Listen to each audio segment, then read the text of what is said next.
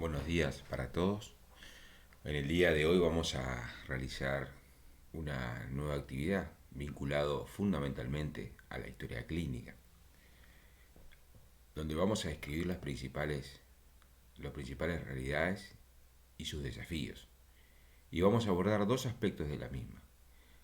Lo que tiene que ver con el interrogatorio, a cargo del doctor Pablo Balsangiacomo, y luego algunos aspectos del examen físico, a cargo del profesor adjunto, doctor Leandro Telles. Comenzando con la importancia de la historia clínica. La misma debemos describir que tiene varios objetivos.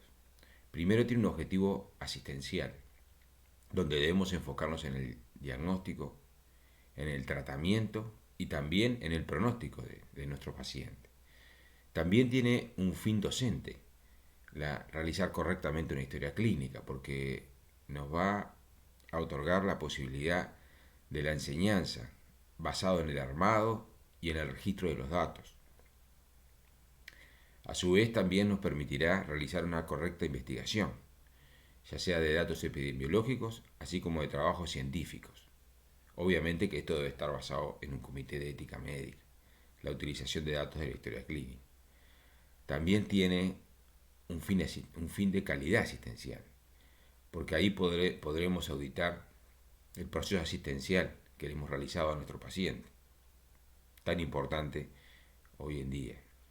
Y también, obviamente, y no es un detalle menor, la importancia médico-legal, la cual es el primer respaldo asistencial en el mismo. Obviamente que la confección de una correcta historia clínica debe tener un ordenamiento.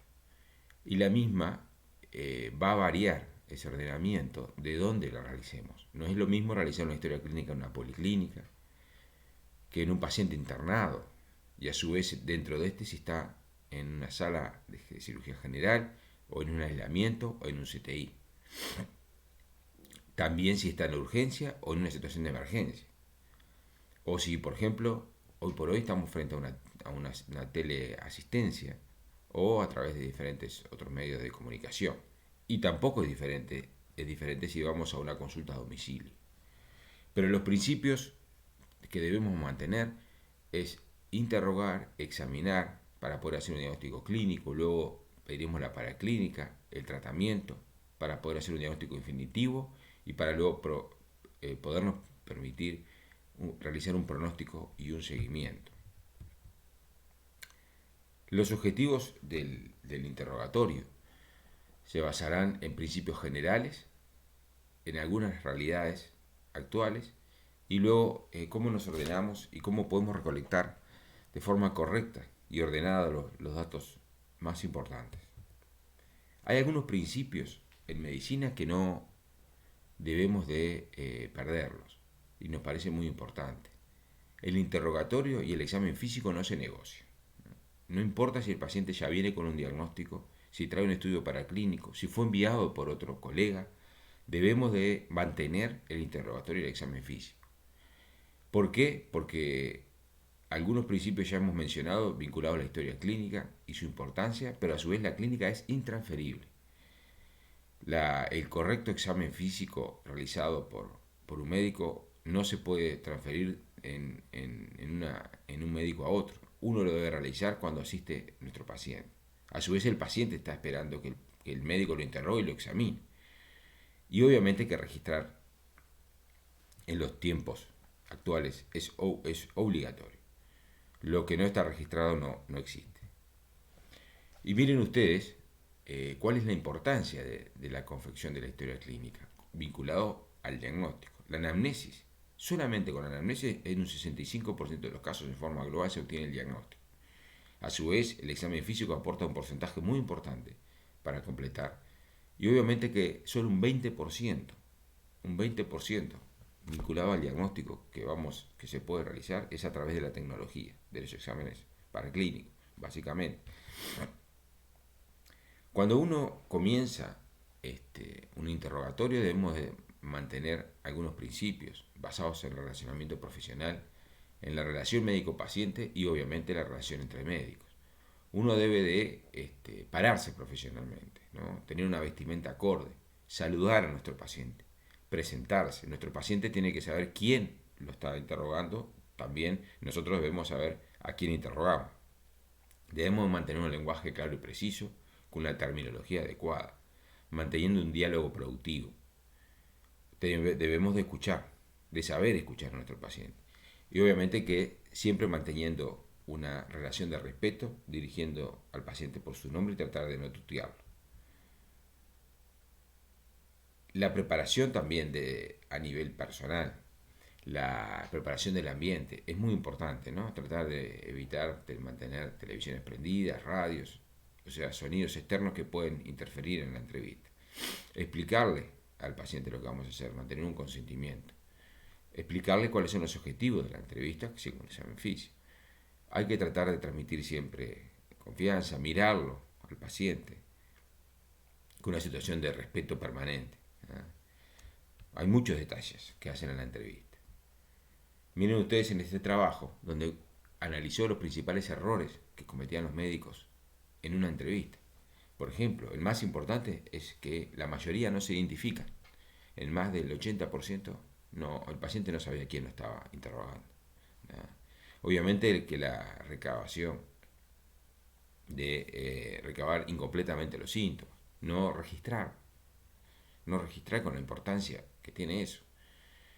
Hacer preguntas que afirman respuestas, ¿no? Interrumpirlo permanentemente, controlar en forma estricta una entrevista tampoco se ha visto que son uno de los principales errores, así como otros que se enumeran en este trabajo. En este estudio, miren ustedes, de Bekan y Frankel, la anamnesis. En la anamnesis los pacientes fueron interrumpidos promedialmente a los 18 segundos cuando el paciente empezó a hablar. Algunos, sin embargo, aún más a los 5 segundos. Yo la pregunta que me hago es qué puede contarnos un paciente que tiene un síntoma y que un síntoma desencadena otro síntoma. Y muchas veces el diagnóstico se hace solamente escuchando en los primeros segundos. ¿Cuál es la necesidad y el apuro que tenemos en interrumpir? Y esa ansiedad que muchas veces le gana al médico y debemos tratar de controlarla porque muchas veces el diagnóstico se logra en escuchar inicialmente a nuestro paciente. Queda claro que lo abstracto, ese registro no es la anamnesis. Y hoy por hoy tenemos que enfrentar nuevas realidades, que son obviamente desafíos, y esto es la informatización médica. Obviamente que en los últimos años, prácticamente a nivel de todo nuestro país, la historia médica está informatizada. Todos los estudios médicos están informatizados y eso ha cambiado un poco el paradigma de la confección de la historia clínica. Sin embargo, obviamente que esto ha sido un enorme progreso que ha tenido la medicina. En nuestro país ya es una ley, la Historia Clínica Electrónica Nacional, hace pocos años ya se reguló y obviamente que debe ser registrada en forma electrónica.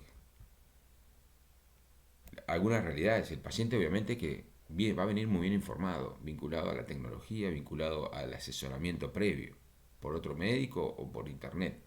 Y muchas veces viene con el diagnóstico, con pases que no indican a veces tratamientos. Hay que evitar eso, porque eso puede llevar a la confusión del paciente y a, obviamente, que no genera un buen diálogo con un colega.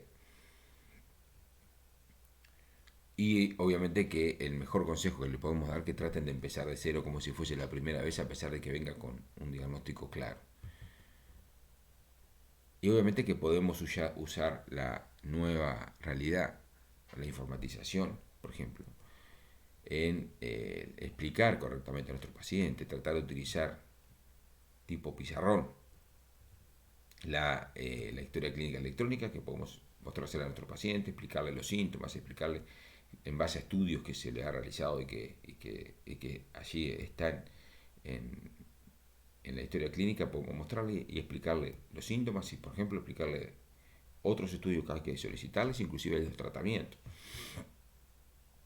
Y obviamente que el desarrollo tecnológico ha determinado que la clínica esté en crisis.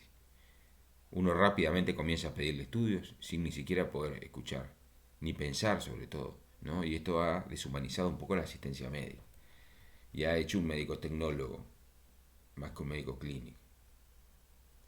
Y otra nueva normalidad que es la telemedicina, que para nosotros esto llegó para quedarse.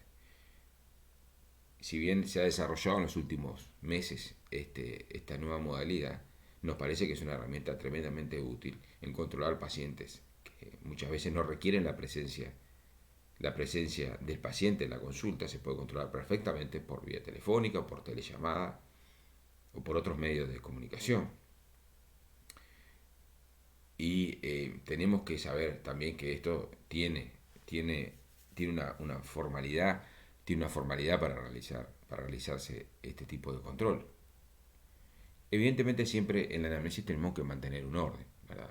Ya que el orden que todos ustedes conocen, comenzando por la ficha patronímica, el motivo de consulta, la enfermedad actual, los antecedentes de la enfermedad actual, los antecedentes personales, los antecedentes familiares y los antecedentes ambientales.